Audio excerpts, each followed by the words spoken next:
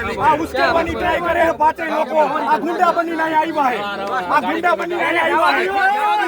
खेल जमीन लग जाती 5 करोड़ दे दियो आदमी बैठो एक भी बिजली का तार भी नहीं निकलेगा क्योंकि आपको पैसा मिल जाता है सबका આપણા વિરોધ સાહેબનો નથી અદાણીનો કે આમાં જે ગેજેટ છે તેનો સુધારો કરીને આવો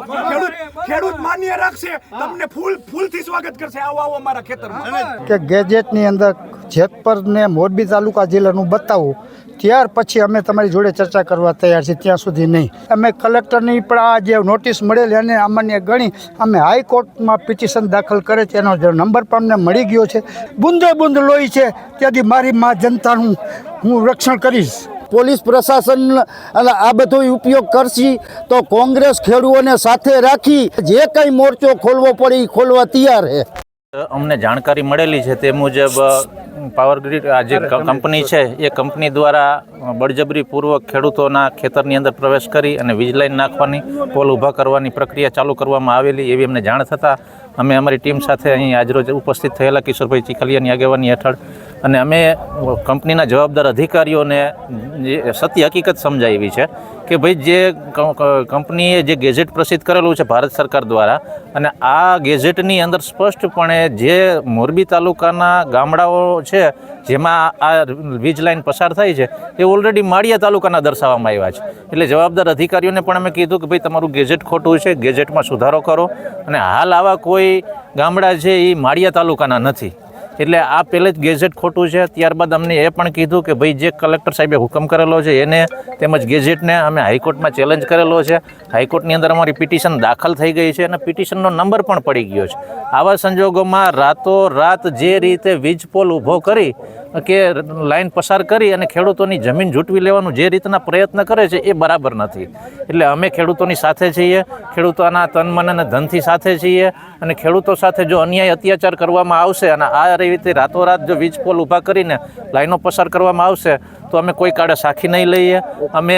એમની સાથે છીએ હું એડવોકેટ દીપક પરમાર હું મોરબી તાલુકા જેતપરનો ખાતેદાર લાભુભાઈ મારું નામ આ લોકો 3 દિવસથી અમને ફોન ઉપર કરે છે કે ભાઈ અમે પહેલાં તમને તમારી સાથે કલેક્ટર સાથે આ વાત છે અમારી કે ગેજેટની અંદર જેતપર ને મોરબી તાલુકા જિલ્લાનું બતાવું ત્યાર પછી અમે તમારી જોડે ચર્ચા કરવા તૈયાર છીએ ત્યાં સુધી નહીં તમે તોય જોર ઉકમી કરી સ્થળ ઉપર આવી અમારા ખેતરમાં અત્યારે માહોલની અંદર તમે પ્રવેશ કરો છો એ બધું ગેરકાયદેસર છે અમે કલેક્ટરની પણ આ જે નોટિસ મળેલી અને અમાન્ય ગણી અમે હાઈકોર્ટમાં પિટિશન દાખલ કરે છે એનો નંબર પણ અમને મળી ગયો છે તો અમે એ કંપનીના અધિકારી જોડે એમ કીધું ભાઈ હવે આ હાઈકોર્ટ મેટલ થઈ જે જજમેન્ટ આવતી અમને માન્ય છે ને તમને માન અથવા તમે ગેજેટ સુધારીને આવો તો વેલકમ આપને સ્વીકારશું અમે અને કામ કરવા દેશું ત્યાં સુધી અમે કામ કરવા નહીં દે આ જે શરીરમાં નથી બુંદે બુંદ લોહી છે ત્યાંથી મારી મા જનતાનું હું રક્ષણ કરીશ એને નુકસાન એ છે કે એને એ માળિયા તાલુકાના કોઈ દી પ્લેટફોર્મ ઉપર છે નહીં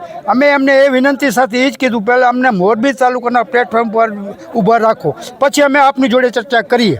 કે ઓછું અટકું આગું પાછું જે કાંઈ હોય ત્યાં સુધી અમે આપની જોડે ચર્ચા કરવા નથી માગતા પહેલાં ગેજેટ આપને રજૂ કરો અમે સ્વીકારીએ છીએ આપને ફુલાર કરીને અમે સ્વીકારશું મારું નામ જાડેજા રામદેવસિંહ હું ગામ પિલોડી ખાતેદાર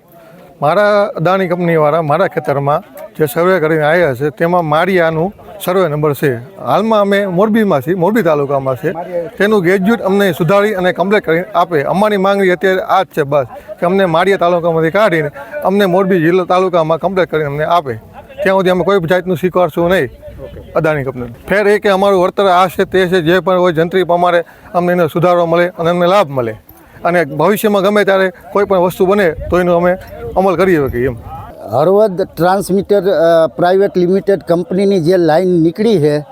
એમાં જે રેકર્ડમાં જે ગામો બતાવ્યા છે એને માળિયા તાલુકાના ગામો બતાવ્યા છે એને હકીકત રેકર્ડમાં મોરબી તાલુકાના ગામો બતાવવા જોઈએ છતાંય જેતપર જસમતગઢ પિલુડી આ બધાય ગામના માણસો કલેક્ટર પાસે પણ રજૂઆત કરવા ગયા હતા કે ભાઈ તમે રેકર્ડ સુધારી આપો પણ આજ દિન સુધી કલેક્ટરે પણ રેકર્ડ સુધારીને આપેલું નથી અને ત્યાં અહીંયા 2 દિવસથી આ કંપનીવાળા કામ કરવા આવી રહ્યા છે એટલે અમે એમ કીધું કે ભાઈ તમારું પહેલાં તમે રેકર્ડ સુધારીને આવો ત્યાર પછી અહીંયા કણે કામ કરજો તે પહેલાં તમે કોઈ પણ પ્રકારનું કામ કરતા નહીં અને પોલીસ આવનારા દિવસોમાં જો પોલીસ પ્રશાસન આ બધો ઉપયોગ કરશે તો કોંગ્રેસ ખેડૂતોને સાથે રાખી અને કંપનીના વિરુદ્ધમાં જે કંઈ મોરચો ખોલવો પડે એ ખોલવા તૈયાર છે.